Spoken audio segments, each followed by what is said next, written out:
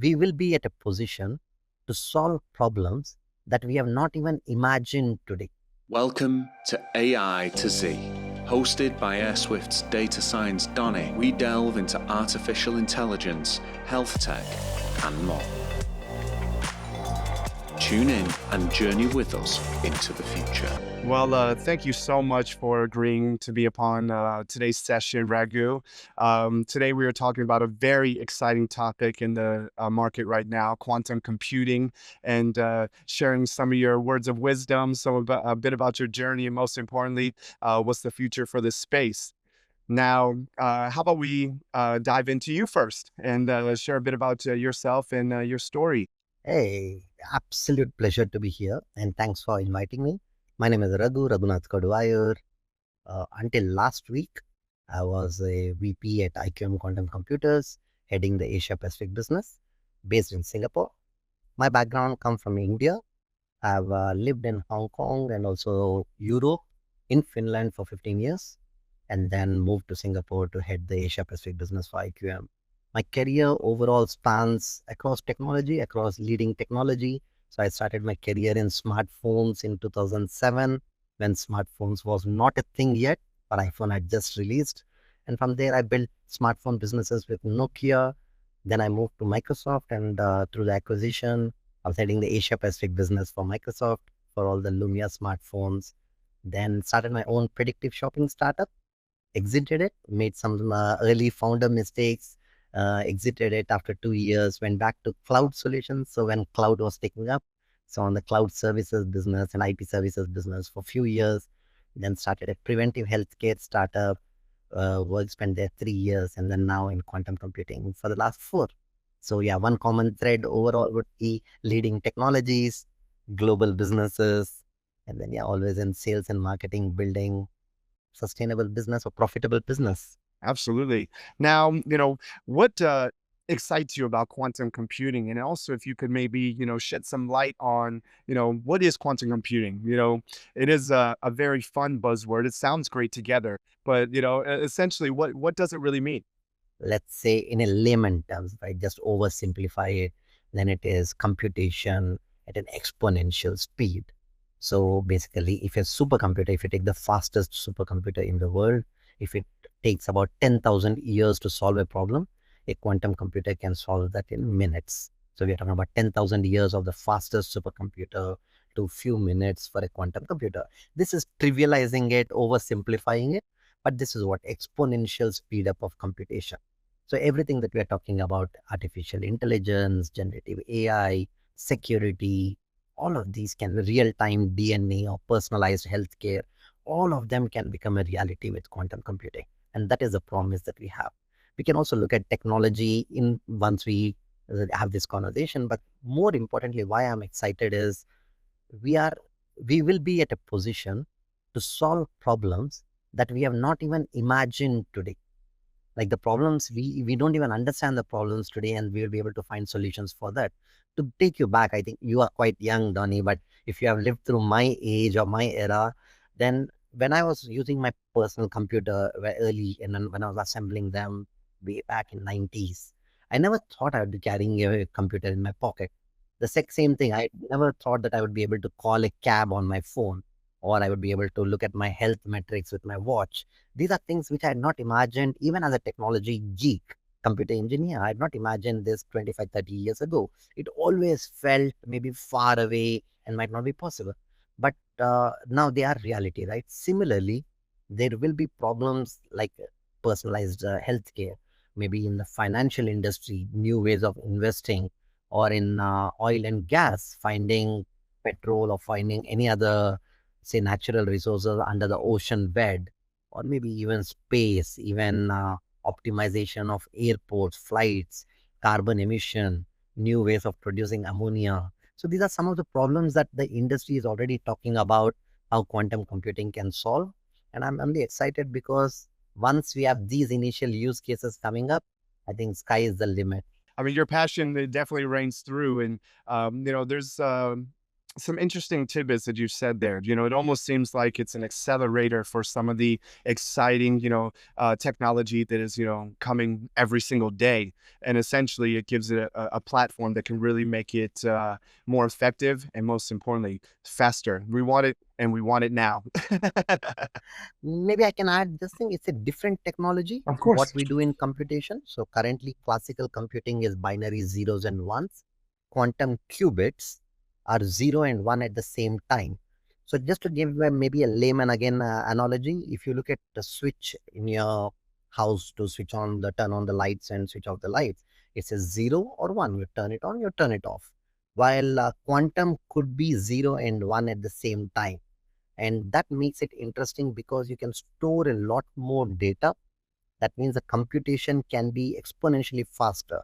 So it is not just an accelerator, it is a totally new way of computation, but the end result it accelerates the computation. Oh, wow. I appreciate that additional clarity because, like you said, I'm not a technologist. I don't claim to be one, but I definitely think that, the amount of technology and the amount of ideas that are being thrown around, and having an engine, like you said, that is able to help facilitate and store a lot of that information, I think could be quite beneficial.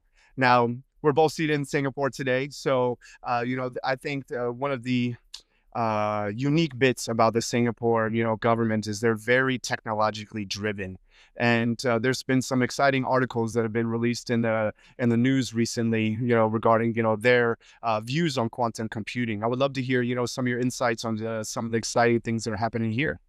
I think Singapore is on the front of or leads a curve in every technology, in every development, right? So that's something that fascinates me. I've been here for close to now 20 months, less than 2 years.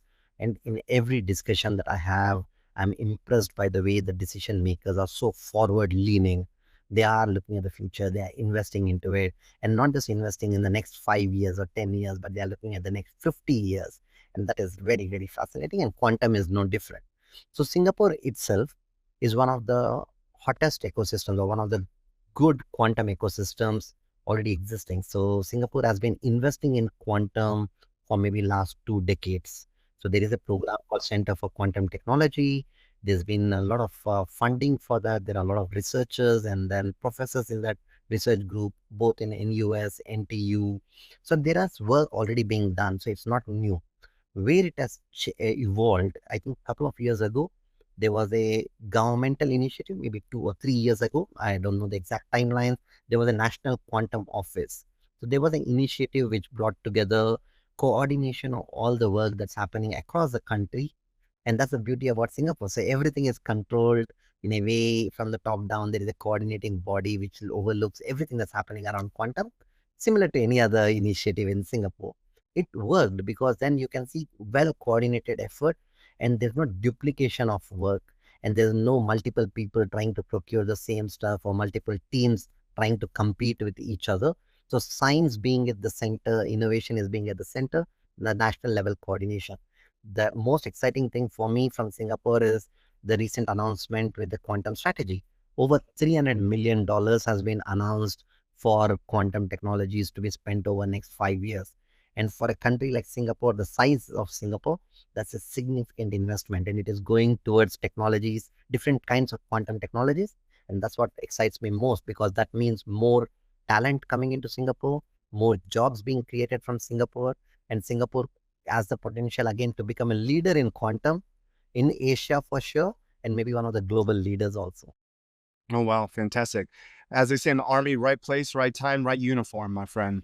And I mean, Singapore is known for this, 100% thinking ahead. You don't see power lines anywhere. They knew a long time ago they wanted to build everything underground, really try to keep a lot of the environment safe, and really a lot of the infrastructure quite forward thinking. And it seems that, quantum computing is exactly, in line with what they've been doing almost essentially forever. Now, where, from a technology perspective, I speak with technologists all the time, and what kind of background do you need in order to have a career in quantum computing? I'm curious to hear how it's different than a traditional software engineering kind of background, and I think you would be the best person to ask. See, I am a computer engineer, so I don't have a quantum education as a professional education, but then I've learned quantum over the last 4 years and spent endless hours following YouTube videos. Even today, I'll be watching the quantum videos and so on. So I've done that part of the work. But to answer your question, I think having a quantum PhD definitely helps. If you have one, that's a no-brainer, and there is a quantum career ready-made for you. But then it also takes about 8 to 10 years to pursue that. So now the question is, does everyone in the quantum ecosystem need to have quantum PhD or formal education? And the answer is no. So there are going to be enough jobs. There already are many jobs, including in companies like IQM, which are not done by quantum engineers. So like at IQM, when I was there until say last week, we had about 300 employees, of which we had about 120 quantum PhDs. So still the significant number of employees were non-quantum background, 180. So that's still a big number. And what I see more and more initiatives coming up, including from the universities, is master's programs in quantum, bachelor's program in quantum. So you can see that at a grassroots level, there are many initiatives happening. Japan, for example, has said by 2030, it will have 10 million students who would at least have learned something around quantum. So that's a number, right? Those are big initiatives. That's a big number. So they have it in schools, in primary, in secondary education. You have some kind of a quantum courses or quantum curriculum. So you see more and more coming in that front, that basic education will also have a quantum curriculum. The same way you have a physics, mathematics, and so on, or computer programming. The good part, why I'm excited about it, is you and I can also in the near future become quantum, let's say, not experts, but at least we can quantum enthusiasts, if I can call it that way. Because there are many companies that are doing two different things. One, they are working on educational curriculum for free. IBM has a beautiful curriculum which you and I can take in and then up our skills. IQM has one, and there are many others who have free educational curriculums online today. And the second thing is there are also companies like there's one Singaporean company I really like, Horizon Quantum, who are trying to build compilers where you code like a computer engineer, the normal code, it will compile and it will convert it into quantum language. Oh, wow. So you don't need to see about that. There are programs that companies are already building where you can actually become like learn about quantum basics and also start coding in your classical language, which is computer, and then it can already convert it to quantum. So the skills that you would need, maybe just to summarize the question that you asked, would be if you have mathematics background, if you have computer engineering background, or if you have a physics background. So essentially, if you're a software engineer right now, like you spend a lot of your career as, you essentially could, look into these, even these free courses through some of the establishments that you've mentioned, but also universities. I wouldn't be surprised if, some of the local universities in Singapore already have, bachelor's in quantum or master's degrees, which essentially give you a good overview or a good visibility of a lot of the fundamentals and principles that you would need in order to transition into quantum. And then that coupled with essentially, real world experience, could help you, That would be transition to correct. that, And career. Would that you're be also correct? right. You brought in a good perspective on the industry background, right? Your own expertise. Because quantum computers or quantum technologies is still a technology. You still need the real industry experience to bridge the gap, to use the technology or use a computer. You still need the industry knowledge. And that is not going to uh, disappear, or that requirement is not going to reduce in the future. So yes, you can learn about quantum so that you can have that conversation and you can know what you can do with the quantum technology, and that will be the skill. So normal, like any classical world or any industry expert who learns a little bit about quantum, brush their skills and pick up the basics of quantum, will be able to adapt to a quantum world in the future. Oh, great. That's good to hear. One of the things I see from the recruitment side of things I learned very early in my career is the fastest wins, the quickest, processes are always the ones that come from exactly that, industry, that background, tick all these boxes. If I worked the FMCG role, they wanted somebody that was essentially from a competitor that could slot right in and essentially, take over from there. Are you seeing that, some of these, budding quantum computing, organizations are optimistic, are open to, bringing people from different, industries and different levels of, technology, and, giving them that opportunity to build that real world, experience. Of course, one of the biggest challenges that I think the quantum industry is has a consensus on or agrees in totality is the lack of talent. So right now we are desperate for good talent. So there are transferable skills. So from other industries or even different technologies, even within quantum world. So there are companies, there are multiple ways to build a quantum computer, and there is no clear winner at this point.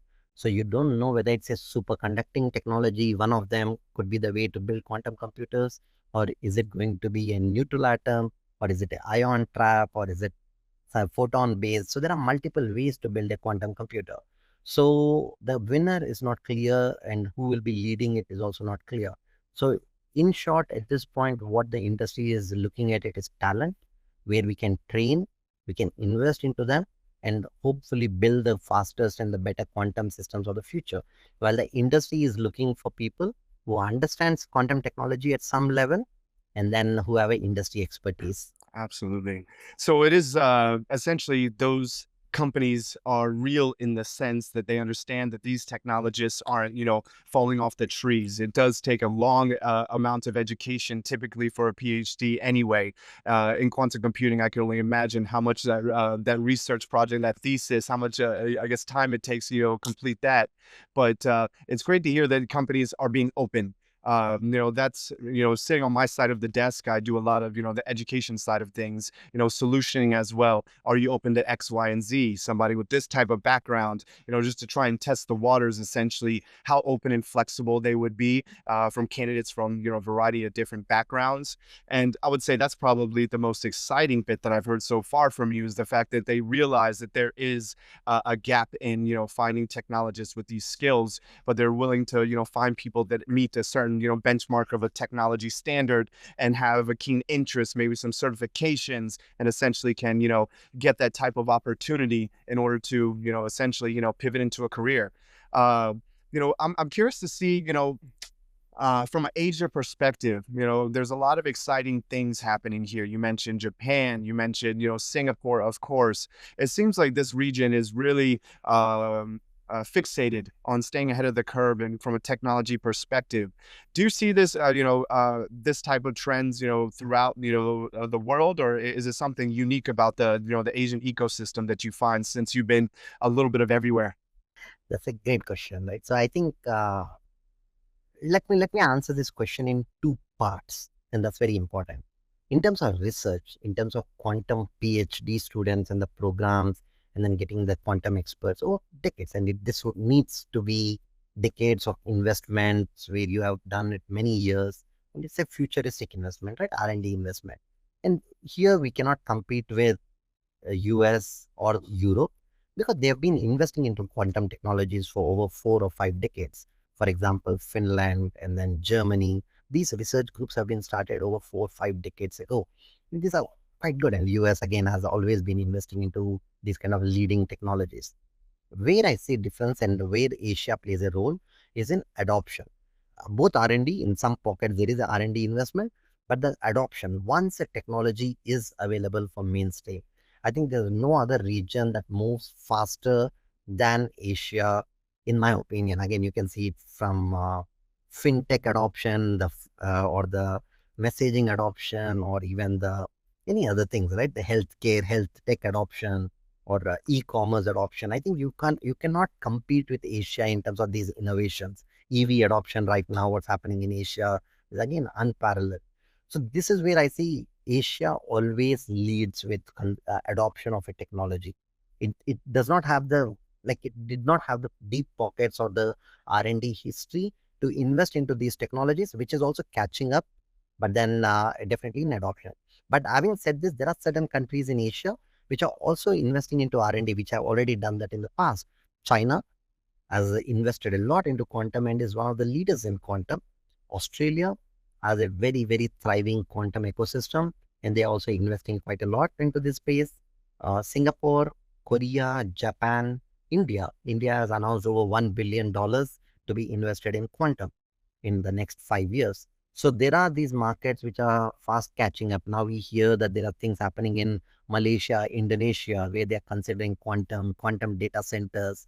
So I feel as a region, there's no other region that gives you this kind of an opportunity to adopt the technology. And Asia is definitely leading it from the way I see it, might not be in the next year or two, but if you're looking at a near term, let's say 5, 10 year horizon, then Asia is the place to be. Well, I couldn't agree with you more. I mean, I am from America, and when I took my first duty station to Korea, where I spent several years, I was blown away at all of the different ways that they did all of the normal things that we did in America. You know, even just touch pay. You know, they were doing that where they had, you know, codes and QRs where you could pay for things, you know, from the app on your phone. I believe it was Kakao Talk, which was WhatsApp, you know, essentially for Korea, and they just operated so differently.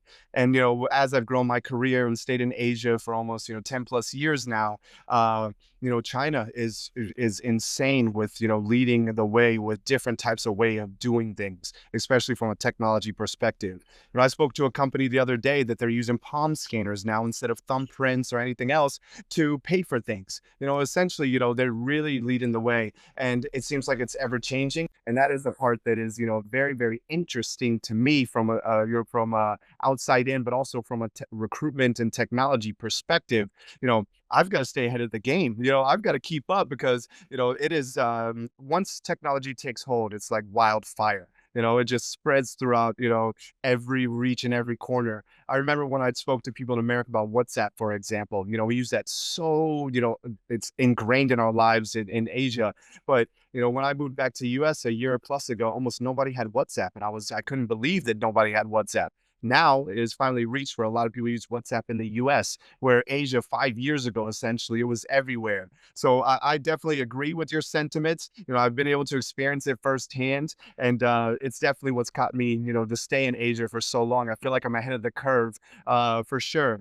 Now, this is the $1 million question that I'm really curious to hear what you have to say. You know, and we could focus on, you know, quantum as a greater industry or topic, but also on the Asia side of things as well. You like your two-part answers, so I'll make it easy for you this time. You know, what do you see the future holding in the next, let's say, 2, 3 years, and maybe, you know, next 5, 10? Because as you mentioned, there's a lot of countries that are making you know, billions of dollars essentially are being pumped into this area, space, and domain. And, you know, what is the goal here? What do they want to see out of this? You know, there's got to be an ROI somewhere. So I think it depends on which spectrum you are in quantum. If you are a hardware player, you are raising money to develop quantum hardware which are more powerful. And this is like saying we want to have flying cars, but we are right now driving a bike or a motorbike, and we are aiming for flying cars. So then there is a way to evolve cars, drones, aeroplanes, and then flying cars. So there is still a gap on the hardware development. In the next 2, 3 years, what you will see is useful quantum computers. Very early stage useful quantum computers, at least the industry has a consensus, which should be able to solve some initial problems like the preliminary problems or initial use cases to prove that quantum computers is no longer only a R&D kind of a project, but there is something that you can actually do for industry utility or for utility of a problem. Then it will evolve, I think the industry is working towards different other areas. One is on quantum algorithms. So there are companies specializing on algorithms to see which algorithm can potentially solve which problem. And there could be new innovation that can come up or breakthroughs that can come up where mathematicians, quantum physicists can come together to work on new approaches to solve a particular problem. And if you combine industry, if you bring industry together into this group, then those solutions will be faster. And then the third one will be in terms of education. So you will see a lot of training right from universities like bachelor's program, but you'll also see a lot of diploma and certifications in Singapore, for example, Skills Future. You will see a lot of those quantum programs coming up, where definitely there will be an opportunity to train, retrain, or even upskill some of the existing workforce. And you'll see massive initiatives around that in the next 3 to 5 years, where everyone will start learning about quantum the same way as we are learning about generative AI today. And I don't want to sensationalize it, but this is a natural curve. It can happen in 3, 5, or 7 years. But it's in our lifetime, in our career, we will see people being retrained for sure on quantum and start picking up the use cases. Where there is opportunity, where you will see the Asian boom, like we have seen in BPO and IT outsourcing, will be on quantum outsourcing. There will be a big market for quantum consulting that you will soon see, which will bring solution, which will become the like the solution architect. They'll bring in the industry expertise, they'll bring the algorithms expertise, they'll bring the other quantum technologies like quantum sensors, quantum computing, and maybe also the classical computing. And together, you will see solution architects that will be, or the services that will be offered. And I'm super confident that those kind of consulting will definitely start from Asia. That's a very interesting breakdown. Essentially, it'll almost be another arm of technology that'll be infused in all of the existing technologies. Is that correct? That's correct, because quantum computing alone is not going to solve all the problems. So quantum computing is good at solving certain problems, but it will still rely on the classical computing. So you are right in saying that it's another arm of technology that will complement the current technology, and together it is going to be super, super powerful. I mean, when we talk about, the problems that they're solving, of course, I'm coming from someone that's, read a few articles, heard the topic, in buzzwords, but, really can't grasp, the types of problems that these quantum computers are solving. What do you mean by those types of problems? I mean, when I think of, as funny as it sounds, I think of, Sheldon, essentially, he's solving, some great equation. And, is he going to put that equation into a quantum computer? And all of a sudden, all of those years of hard work will be able to spit on an answer for, X, Y, and Z problem. Is that essentially what this potentially could be used for? Is that the goal when you say these solve these kinds of problems? It is a fun fact from Big Bang Theory. I think almost all the equations that they show on the board are real mathematical equations. No? So they are not written. Oh, fantastic. Yes. I'm glad. I'm glad to hear that actually, because it looks impressive. If someone made that up, it's equally impressive. So at least that's what I remember reading, that all the equations, they were real. I have not validated it, but I think it is true. But going back on how will, yeah, that's almost the case. Like not just the new equations which will be solved by this computer, but the problems is like, let's say, ammonia production. We use a process which is about 50, 60 years old. We still continue to use the same process to produce ammonia. It, I think, contributes close to around 2% of carbon emission, like the CO2 emission across the world, because ammonia is a fertilizer that is required for farming, agriculture. So without that, you don't have food, and for ammonia, you are at least causing such kind of a climate emission or carbon emission. Now, there is a alternate, like with quantum physicists, there is a narrative that with quantum computers, you can find a new way to produce ammonia. Now, it will take time. It will take the hardware to mature and so on, and then you will get the solution for the ammonia production. Why is it possible? Because a quantum computer is so much powerful that it can simulate new ways of producing ammonia, which is not being able to be able to do in a classical world, in a supercomputer today. The most powerful supercomputer might take many years to do it, and we don't have that kind of a compute power, but a quantum computer can solve.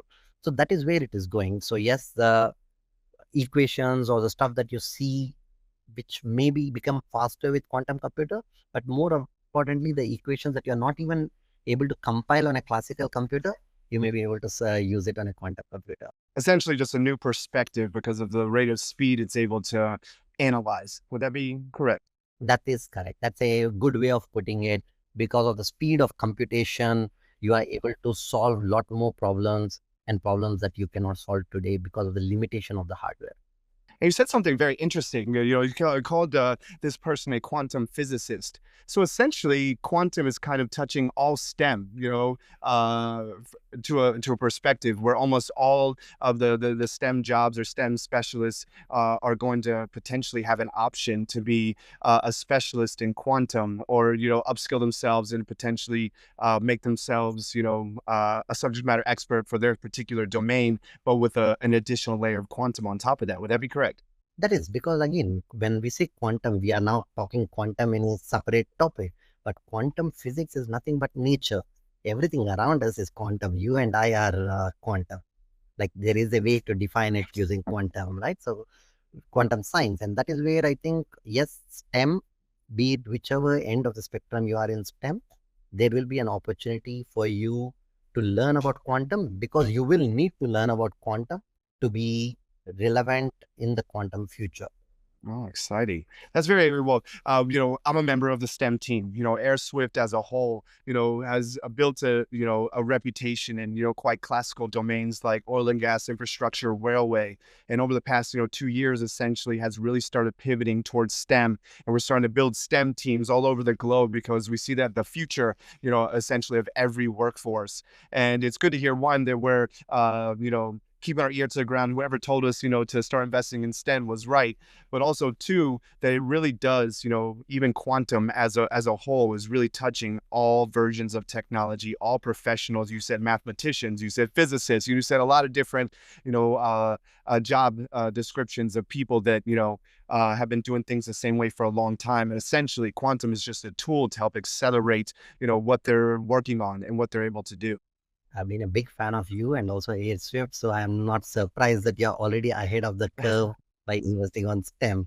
Oh yeah, well, my friend, we try our best, but most importantly, it's good to hear that the experts in the field are giving us the good advice. We're pointing us in the right direction.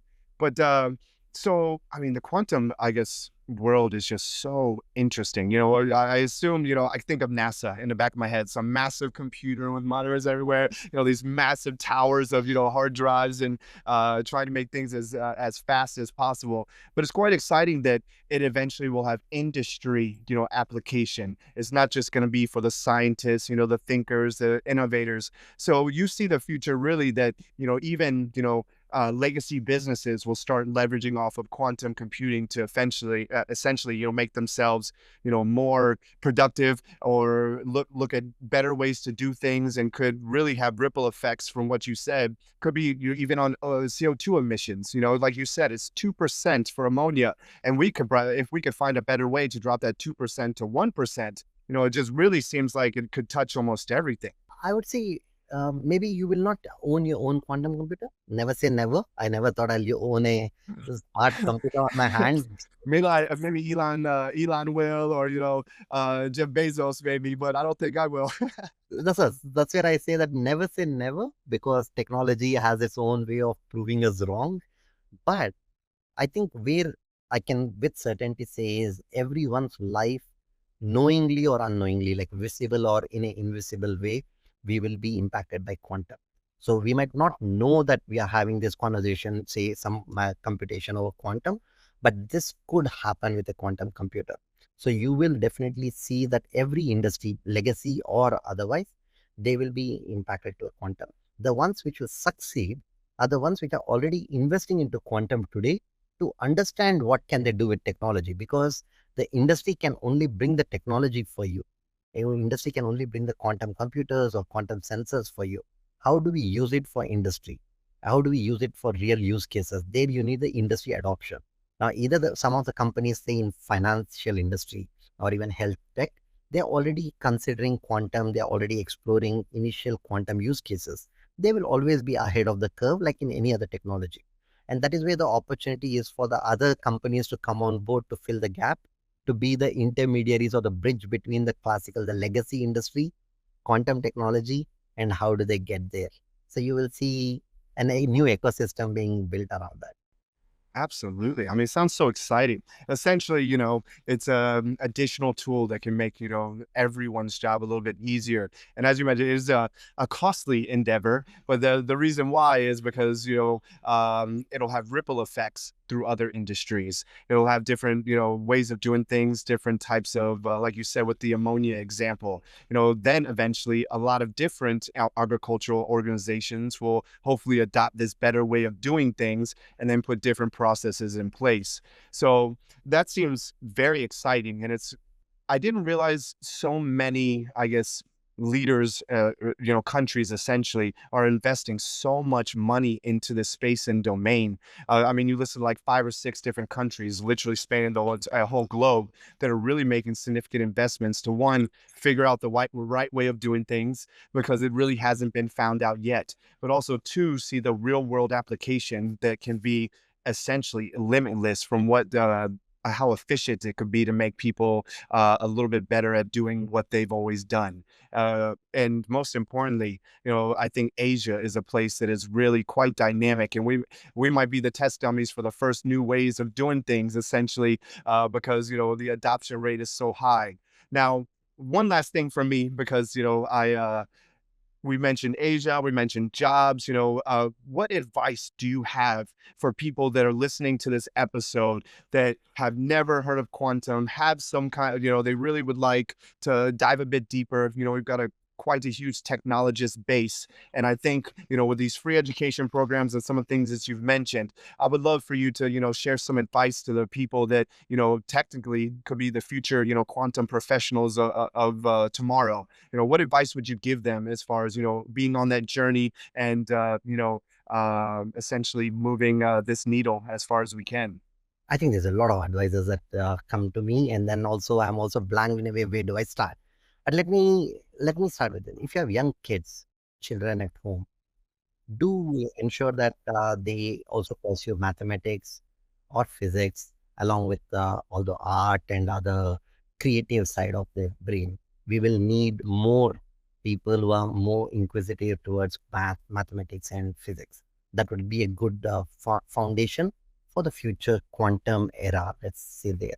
That's for the young kids. But if you're already in a workforce, or if you're in your undergraduate or graduate and you're trying to figure out what do I do, I think be open to quantum physics and start exploring these free courses and certification courses already today. It will be like the generative AI boom that we see, or the cloud boom that we saw maybe say 5 or 7 years ago, where public and private cloud, there was a big boom. Before that, there was a iOS apps and then Android apps boom. So in our lifetime, at least in my career, I've seen many such peaks where technology suddenly gets adopted by the industry, and if you're at the right place at the right time, if you have the basic skills, your careers can skyrocket. So I would say be prepared for that moment. Nobody with certainty can say whether it is 3 years or 5 years. Like, it's very difficult to predict that kind of a technology boom, but it's going to come up in the near future. Now, for why do I say be open to quantum? Is because quantum physics is will challenge your classical brain.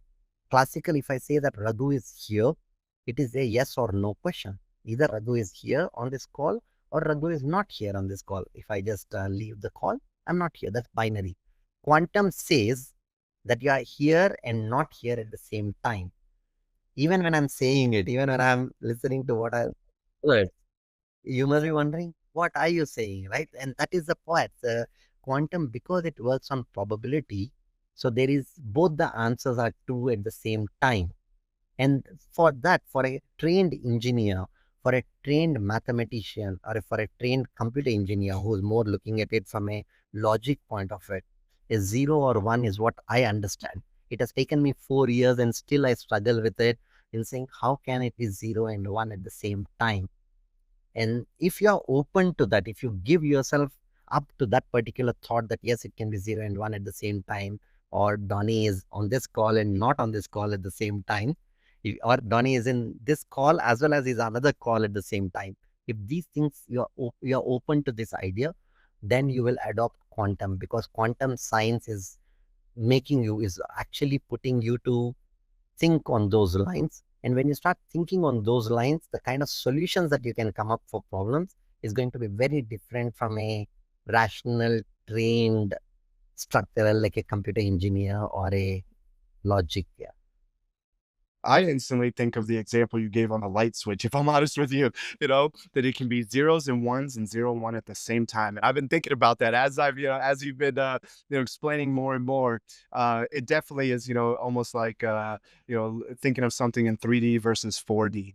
It is like you're used to one way of thinking, and it's just switching just a little bit of a tweak here. And essentially, you kind of have an endless, opportunity of options that potentially present themselves. And I really hope so. Technology is changing. I'm an 80s baby, so I've seen a lot of different, changes in my lifetime, and I'm going to see many, many more. But it's very exciting to hear the practical applications of quantum computing, the future of the space that so many governments are really investing a lot of, money to essentially figure out what right looks like, and most importantly, try to, drive their country forward. It's a fantastic, mindset. And we're both lucky to find ourselves in Singapore, where they've been ahead of the curve for a lot of, technological advances, not just in this region, but also, it's great to hear that for a small island, they've got a lot of great things happening, a lot of individuals put in place that are really driving this country forward. And, as we mentioned, China, you mentioned Japan, Korea, Malaysia's thinking about it. It seems like it's a little bit of a ripple effect that everyone is thinking about it. And I'm sure it's only a matter of time before we figure out, what right looks like. And if I'm honest with you, I think I'm going to look up what some of those coursework look like for some of these free courses, because it's very interesting. You did, quite a great breakdown. I really appreciate that. Hey, thank you so much, Donnie, and thanks for having me here, and thanks for doing everything that you do. Cheers. Thanks for joining us on the AI to Z podcast with Data Science Donnie. If you found value in today's episode, consider following for more insightful STEM discussions. We'll be back with another deep dive. Until then.